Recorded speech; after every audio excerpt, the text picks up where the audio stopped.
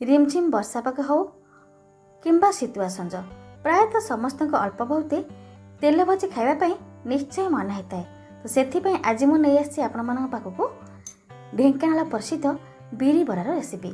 यही बरा गुड़िक देखिए आपण जापारे केते मुसमुसिया होती, ऊपर पूरा क्रिस्पी और भितर पूरा सॉफ्ट रहिबो। एई ढेंकानाल बरा खाइबापई भारी स्वादिष्ट लगी थाए। सठिक भाग माप सहित आपण माने किपरि बरा को बनई पारिबे तार रेसिपी मु आज शेयर करछि। तो एई बरा सहित जदि आलुदम हो जाए ना ताहले मजा तो 2 गुण बढ़ी जाए। तो आशा करछि रेसिपी को शेष जाए निश्चय देखिए। भल लगिले गोटे शेयर करिवे, वीडियो को गोटे लाइक करिवे, और जदि चैनल नुआ थिबे प्लीज चैनल को सब्सक्राइब करने सहित पाखे थिबा नोटिफिकेशन बेल को ऑन करिवे, जहाद्वारा मु बनौथुवा नुआ नुआ वीडियो नोटिफिकेशन आपण मानक पाखरे सर्वप्रथमे मिल पारिबो। नमस्कार, जय जगन्नाथ। मु बनलता स्वागत करछि आपण मानक बनलता किचन ओडिया को। तो चलंतु स्टार्ट करबा आज रेसिपी। सेति पई एठी मु नेछि चोपा लगा बिरी। साधारणतः ढेंकानाल बराटा चोपा लगा बिरी रे ही भल होता, आउ चोपा लगा बिरी रे ही बना जाय थाए। ए चोपा लगा बिरी रो बहुत बढ़िया बास्ना थाए, सेतिपई ए चोपा लगा बिरी रे ही बना जाय थाए। एठी मु बिरी को भलसे धोई नेछि। तो बिरी को मु 5 ରୁ 6 घंटा भिजै नेथिली। भिजैला परे ताको मु धोइछि। धोइला परे मोर संपूर्ण चोपा बाहरनी, हल्का हल्का चोपा टिके रहि जाइछि। से चोपा तक रहिले किछि भी असुविधा नै, चलिबो। ता सहित एठी मु नै जाइछि घरे थिबा नॉर्मल अरुआ चाउल। एठी अरुआ चाउल को मध्य 5 ରୁ 6 घंटा भिजै नेथिली, ताको परिष्कार करके धोई नेछि। इंपोर्टेंट कथा हला बिरी आउ चाउलर क्वांटिटी। एठी आपण माने बिरी जेतिक नेथिबे चाउल ठीक से परिमाण रे सेतिक नेबे, तेबे जाय कि आपनको बराटी परफेक्ट बनिबो। तो एठी मु ए ग्लास रे मापि नेथिले, आपण माने चाहिले जे कोनसी गोटे गिना कप किबा ग्लास को सेट करनेबे मापिबा पई, ताहले आपनको बराटी एकदम परफेक्ट बनिबो। एठी बिरी आउ चाउल को पानी रे भलो भाबरे छाणी नेछि। छाणला परे गोटे जगह रे ताको भलो भाबरे मिसै नउछि। एठी गोटे जगह रे एम्ति मिसै नउछि जहा द्वारा बाटिया पई आपण मानको सुविधा हबो। एबे हम याको बाटिबा। सेति पई मु एठी गोटे मिक्सिंग जार नेछि। सेथिरे बिरी आउ चाउल को अल्प अल्प देकी बाटी नेबी। एम्ति अल्प अल्प देले सेटा बहळ बहळ हेकी बाटी हबो। एठी अल्प किछि पानी देकी बहळ बहळ करके याको मु बाटी नउछि।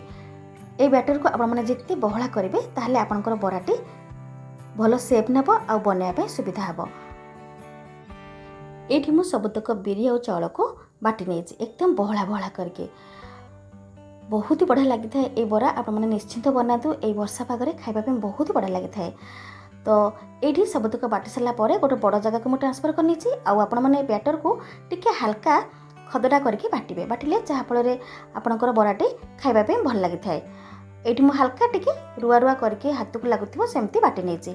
एबे हम याको गोटे सर्कल रे 5 ରୁ 6 मिनिट एमती गोळै नबा बा फेणी नबा। एमती फेणैबा द्वारा आपनकर बराटी बिना सोडा रे मध्य बहुत बढ़िया फुलिबो और क्रिस्पी बनिबो। एठी भल से फेणी हेबो बोली केमती जानिबे ना, गोटे गिना रे टिके पानी नेबे आ फेणी सला परे टिके गोटे ड्रॉप बैटर पकेबे। जदि भासीबो ताले जानिबे जे आपनकर बैटरटी भल से फेणे हेछि। तो एठी मोर भल से फेणे हेछि। एबे आको कवर बंद करके मिनिमम 2 घंटा छाड़ी देबा रेस्ट करिया पई। एठी 2 घंटा हे गेलानी मो कवर खोल के आपन मन देखै दउछि बैटरटी केते सुंदर भाबरे फुलिछि। तो आपण माने जदि संगे संगे बनैबा को चाहुतिबे ताहले एम्ति बैटर को पूरा भल से फेणे नेबे आउ सोडा देके मध्य बनै परिबे। तो एठी जेहेतु मु सोडार व्यवहार करेनी, तो सेति पई 2 घंटा मु रेस्ट करिया पई छाड़ी देथिली। एबे बोरा को स्वादिष्ट करिया पई जे सामग्री मिसै नउछि, सेतिरे मु दे नेछि गोटे चम्मच कोटा जीरा, ता सहित गोटे बड़ साइज रो प्याज कटा संग को दे दीछि गोटे चम्मच अदा करा, किछि कंचा लंका कटा। एबे जे देबा बरार मुख्य जिंस जोटा कि भूसंग पत्र, जहा कि बरा को बहुत बड़ा बास्ना दे थाए और टेस्ट मध्य दे थाए। एबे ऐड को नउछि स्वाद अनुसार लूण। ता सहित एठी मु दउछि बरा को ऊपर एकदम क्रिस्पी और कुरकुरा करिया पई 2 ରୁ 3 चम्मच सुजी। ए सब देकी आमे भल भाबरे बैटर सहित मिसै नबा। सुजी देले बरार ऊपरटा पूरा क्रिस्पी हबो और कुरकुरा हबो। आपण माने निश्चय देबे, बेसी देबेनी, 3 ରୁ 4 चम्मच आपनको बैटर अनुसार देबे। तो एबे बैटर को भल भाबरे मु एठी सबू सामग्री सहित मिसई नेली। एबे आमे बरा बनेबा। एठी बरा बनया पूर्व हाथ में भलसे पानी टिके लगे नेबा। तापर एमती डाहाण हाथ में बरा को चेप्टा करके एमती सेप देके धरिबा। आपण माने एमती बरा बनातो आपनको बनाया पे सुविधा हबो। तो एठी पूर्व तेल देके गैस रे गरम कर नेतिली। गरम होला परे बरा तक एमती ऐड कर नेछि।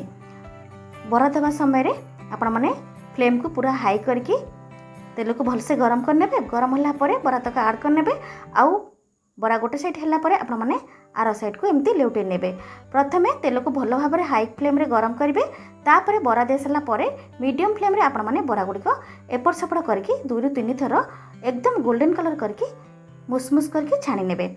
आउ आपण माने बिल्कुल भी फ्लेम को लो करबेनी। लो कले आपण को बरा गुडी को बहुत मात्रा रे तेल टाणिबो। तो एठी बरा गुडी को 3 ରୁ 4 थर मु एपट सेपट करनेली। मोर बरा गुडी को देखि पारथु केते सुंदर कलर हेछि। आ बहुत बढ़िया क्रिस्पी हेतिला। बहुत बढ़िया लागुथिला। आपण माने निश्चिंत बनेबे एमती प्रोसेस रे। ढेंकानार प्रसिद्ध बिरी बरा बहुत बढ़िया लागिबो। तो ये बरा गुड़ी हो गलानी मुझे काढ़ी नौ सेम प्रोसेस रे बाकी बरा तक सब छाणी नहीं। तो आशा करछि आज रेसिपी भल लगी निश्चय। भल लगी वीडियो गोटे लाइक करेंगे। फ्रेंड मान सहित शेयर निश्चय करेंगे। चैनल नुआ थे प्लीज चैनल को सब्सक्राइब करेंगे। रेडी होगले आपर ढेंकानाल प्रसिद्ध बिरी बरा रोचे। देखा पुणी आगोटे रेसिपी सहित से पर्यंत नमस्कार। जय जगन्नाथ।